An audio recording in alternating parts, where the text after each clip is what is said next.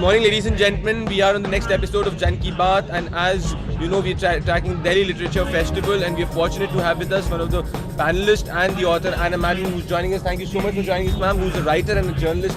So, ma'am, my first question to you is, what brings you to Delhi Literature Festival? Well, the Literature Festival is about writers, and I'm a writer, so I'm here. No, but what is very unique about Delhi Literature Festival? Well, I'm a Delhiite, so of course if Delhi wants me to be a part of something, I'll obviously be a part of it.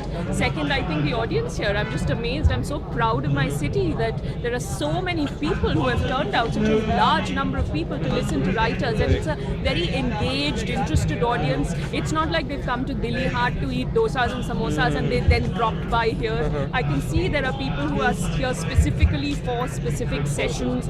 They are listening to what we're saying and asking questions.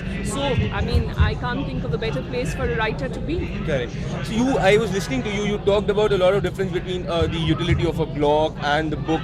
And you right now just spoke about the interested audience. So my question to you is, Delhi is fine, but how can we take this? How can we take literature to places apart from the metros and reach more and more amount of people there? So what is the steps we can take so that, say, a person like you who's writing it, apart from the book, but more such festivals can happen?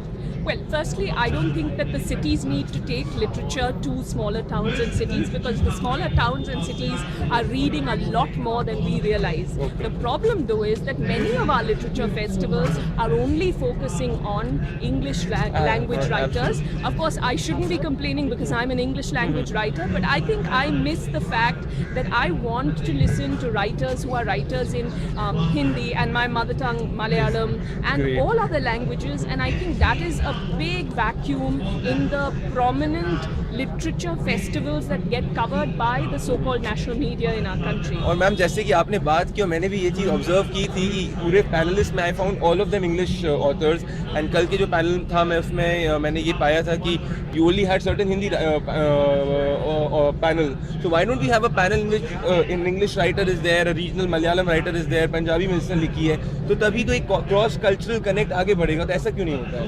तो वो सवाल आपको सभी festivals के organisers से पूछना चाहिए कि साहित्य समारोह में वो ज़्यादातर अंग्रेज़ी लेखकों को क्यों बुलाते हैं. देखिए, मेरे लिए इसमें फ़ायदा है क्योंकि मैं अंग्रेज़ी में लिखती हूँ और अंग्रेज़ी में सोचती हूँ, लेकिन मैं, क्योंकि मुझे साहित्य से लगाव है, मैं चाहती हूँ कि जो लोग दूसरी भाषाओं में लिखते हैं, मैं उनसे बात करना चाहूँगी, उनसे मिलना चाहूँगी ऐसे साहित्य समारोह में. दूसरी बात, मैं कभी रीजनल लैंग्वेज नहीं कहूँगी किसी भाषा के लिए, क्योंकि सभी भाषाएं भारतीय भाषाएं हैं, और मुझे लगता है कि हमारी जो सिनेमा है, हमारा जो थिएटर है, वो हमारे साहित्यकारों के काम से अपने सोर्स मटेरियल ढूंढ रहे हैं, लेकिन हम जो नेशनल मीडिया वाले हैं, हम कहती हूँ, आप जर्नलिस्ट हैं, बट मैं भी जर्नलिस्ट हूँ लेखक होने के अलावा, और हम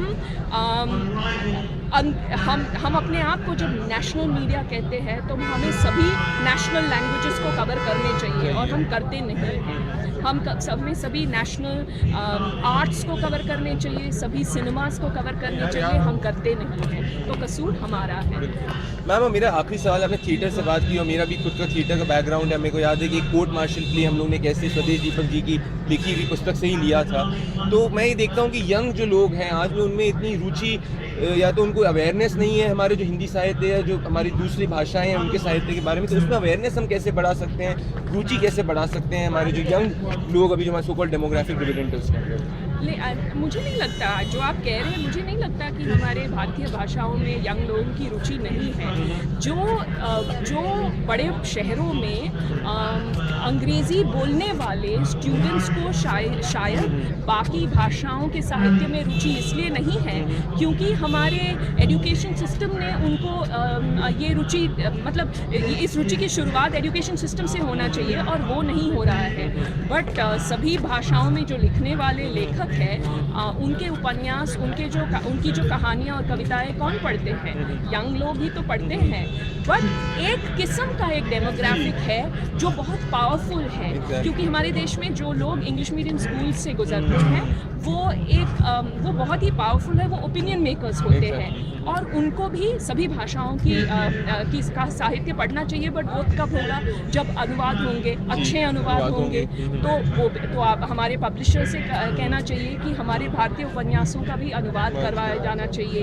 तो हमारे मीडिया से कहना चाहिए कि कवर करना चाहिए और हमारे साहित्य समारोह में को बताना चाहिए कि सभी लेखकों को ले आना चाहिए, सिर्फ अंग्रेज़ी या सिर्फ हिंदी को नहीं। हाल ही में बैंगलोर लिटरेचर फेस्टिवल में कन्नड़ा राइटर्स ने कहा था कि कन्नड़ा लेखकों को ठीक से जगह नहीं मिल रही है उस साहित्य समारोह में। अब जब कर्नाटका में कन्नड़ा लेखकों को आप जगह नहीं दे रहे हैं या फिर जगह देके उनका स्तर कम कर रहे हैं, तो आपको क्या लगता है कि आपको वहाँ करना ही नहीं चाहिए? लिटरेरी फेस्टिवल में जाके लंदन में कीजिए फिर। मैम, और जन की बात से पहल यही है कि हम ये अभी जैसे हम लोग दिल्ली हाट को भी कवर किया और दिल्ली लिटरेचर फेस्टिवल में हम ये सब बातों को आगे ले जा सकें और हमारे जो युवा जो हमारे दर्शक जो हमको देख रहे हैं उसमें हम एक छोटी सी पहल अगर करें, हमको लगता है हम भी कंट्रीब्यूट कर पाएंगे। आपने जो हमको ये सजेशन दिया, thank you so much madam for joining us. Ladies and gentleman, that was जन की बात फॉर यू। हमारे साथ जुड़ने के लिए बहुत बहुत धन्यवाद। फॉलो अस ऑन फेसबुक जन स्पेस की आई स्पेस बात and also on YouTube. Thank you so much madam.